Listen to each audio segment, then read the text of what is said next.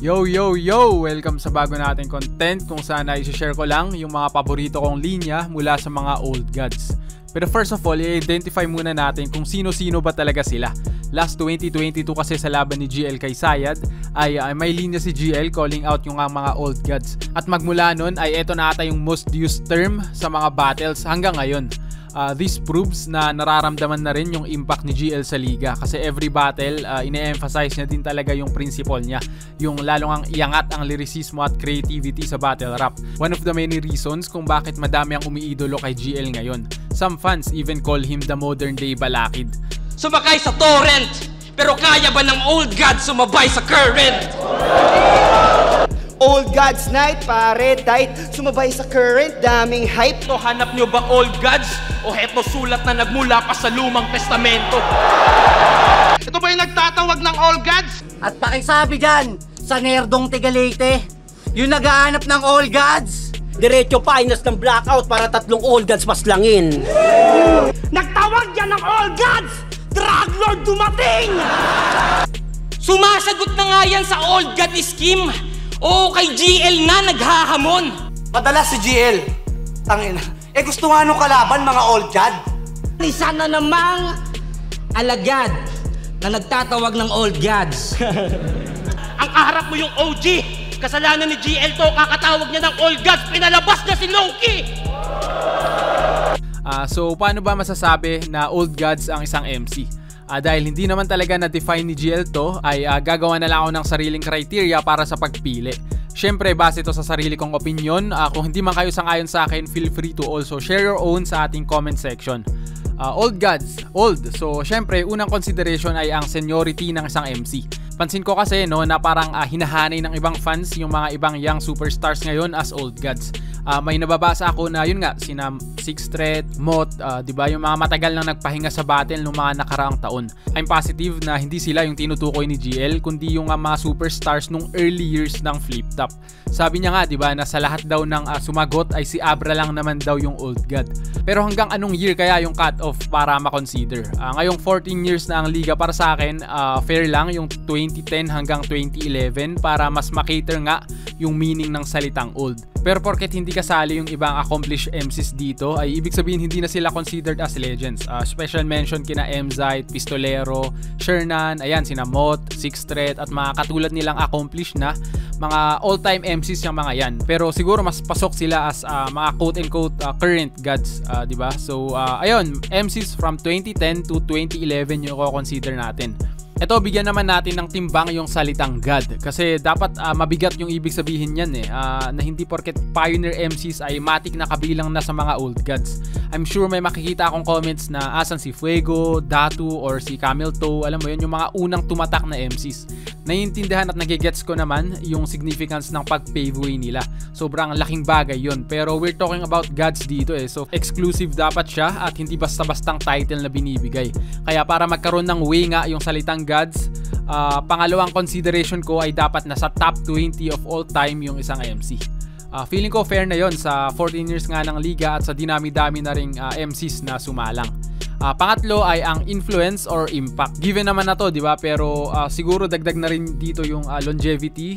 Hindi lang yung mismong MC kundi pati yung overall influence nga na naibahagi niya sa battle rap, na tipong hanggang ngayon ay ramdam pa rin. Yung star power sa cloud din dito. Yung tipong MC na kayang-kayang maging main event at pumuno ng venue. Ito, special mention ko din si Sayad. Kung matagal na kayong nakikinig sa channel na to, alam nyo naman kung gaano kataas at kung gaano ko nire-respeto si Sayad dahil sa original na style at creativity niya sa pagsusulat. Pero hindi siya nasama dito. Siguro dahil gusto ko lang talagang maging exclusive yung list, like si Target na hindi rin nasama dito. Alam ko naman yung impact niya nung pausbong pa ang Flip Top at isa rin siya sa mga unang tumatak na MCs talaga. Kaya wala akong problema kung i-consider nyo sila. It's just that kailangan ko lang maging consistent dito sa criteria, which is in the first place parang hindi naman kailangan, di ba? Pero ayun, para sa akin hindi sila nag-crack dun sa top 20. Ito, believe it or not, wala din si Sak Maestro, although pasok siya sa top 20 ko, pero 2013 naman yung debut battle niya sa Flip Top, so hindi rin pasok dun sa criteria.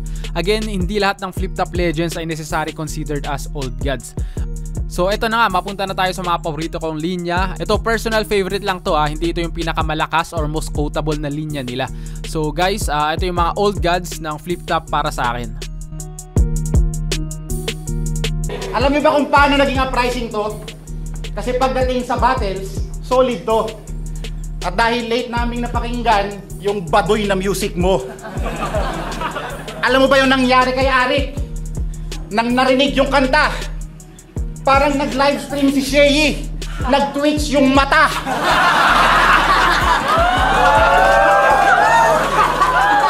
Kung meron na akong tropa na bago pa lang sa flip top at nagtatanong kung ano ba yung meaning ng double entendre, ito yung example na ipaparinig ko sa kanya. Ito talaga yung na-master ni Balakid, yung mga ganitong tinatawag kong perfect double meaning.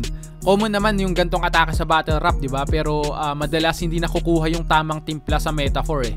Minsan nawawala yung isang meaning or hindi accurate yung comparison ng reference. Pero si Balakid nga sobrang efficient na nadadala nung presentation niya na simple pero complex at the same time, or simplex nga daw, di ba? Kaya madali lang siyang ma-digest. Tulad ng linya na to na mabivisualize mo agad yung dalawang meaning dahil sa ganda ng pagkakasetup.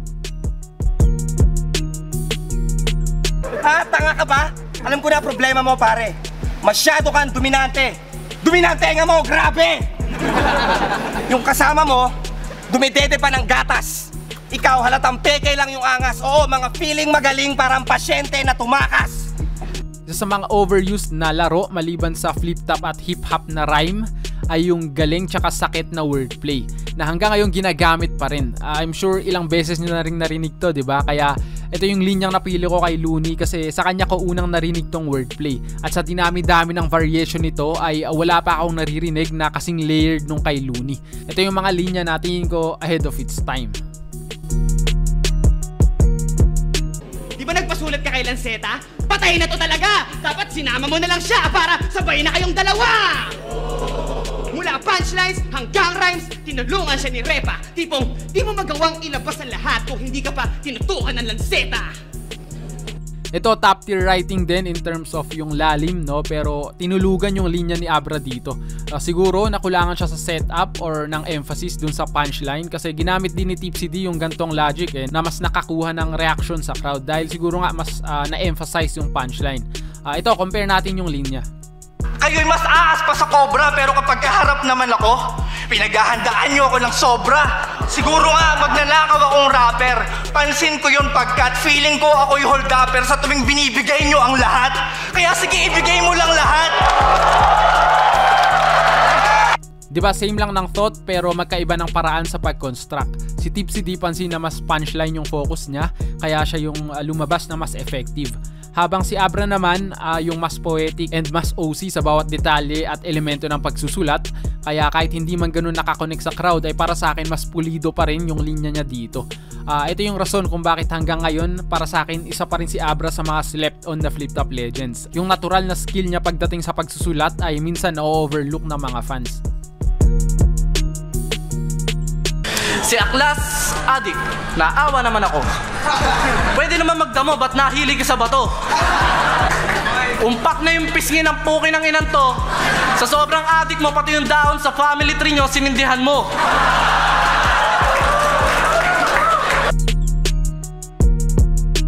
Sobrang hina mo, bumatel at alam mo mas masaklap niyan. Rekta akong forced retirement kung maghintay pa na match sa laban. Kasi lahat kayo ay bobo. Lahat kayo si Bachman, Kel Capron, si Bogdan Todo. E di lalo sa akin, kaharian na Panginoon to. Isa buhay nagsilbi langit, di ko iniwan na aking trono. Tumayo lang sa daming kinain. Letra pinapaulan ko. Madaming quotables si Batas, yung libre ang mangarap pero magastos mabigo. Nakita ko nga na ginamit ng isang student bilang yearbook quote Tsaka yung kami pa rin yung gugustuhin pag hindi na sila bata. Sobrang powerful nun na siguro sa year 2030 ay mas ma-appreciate pa ng ibang fans. Diba? Pero itong linya niya laban kay Badang yung personal favorite ko sa lahat kasi ito talaga yung perfect bar na pang-describe ng kanyang dominance nung prime niya. Nasabi niya kasi to after niyang mag back-to-back champion, diba? Kaya sobrang badass nung moment na to. Masama loob sa akin, gusto mo bumawi kasi no 2-2, talo siya. Sorry masyado ba ako naging personal nun? Dapat ba gun bars lang kunwari, negro ako? O kaya gumawa ng kwento, mag-imbento ako? Tangina, wag ka na magtampo. Kaya lang naman real talk ang ginamit kong weapon sa'yo kasi wala akong choice Panot ka Walang gagawin ng barbero sa'yo.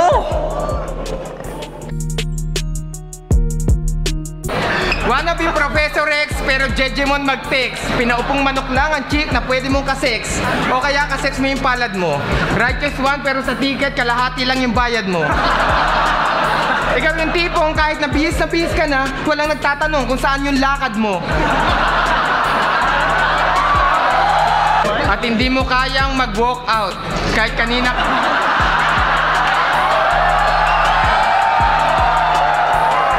Itong kay Righteous One, yung favorite ko sa lahat ng battles ni Delo. Syempre madami siyang mas iconic na battle kumpara dito, pero ibang flavor kasi yung ginawa niya dito kaya sobrang memorable to para sa akin. Si Delo naging writer ng Bubblegum dati at kung nagtataka kayo kung bakit, panoorin nyo tong battle niya kay Righteous One. Ibang iba sa mga nakasanayan nating freestyle at rebuttal clinic na ginagawa ni Delo lagi. Dito parang sa ibang playground siya naglaro mas lumabas kung gaano siya ka-witty as a writer. Yung mga laban ko natalo na inakalang di ako naghanda ay malaking bahagi sa kasaysayan na hindi ko sinadya. Isang basihan na panahon na ang kusang nag-adya. Oo, nasa ilalim ang pangalan ko kasi ako ang may akda.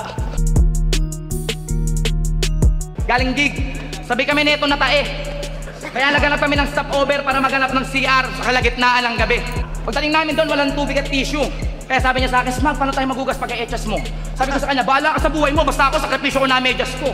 Sabay lumalis na ako ng CR kasi di ko na matiis yung amoy, grabe na sa loob. Habang iniisip ko kung paano magugas si Loco, tangina may dumaang pusa sa harap ko! Tangina, puro tayo sa likod!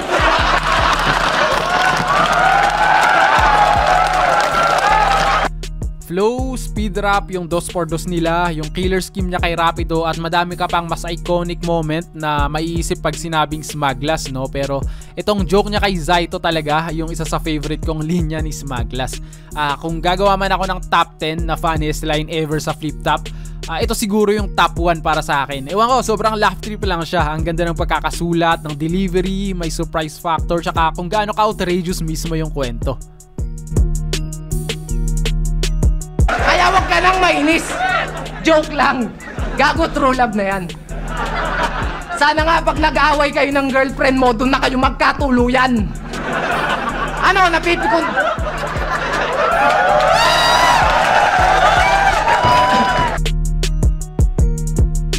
Ang kapal talaga ng mukha mo tapos tumitira ka pa. Kung sa bagay, iniwan mo yung mga blind kasi kumikita ka na. Kumapal lang yung bulsa na walang ka na ng bilib sa dati mong pinagutangan. Kumapal lang yung taba na walang ka ng leeg, di ka na makalingon sa pinanggalingan.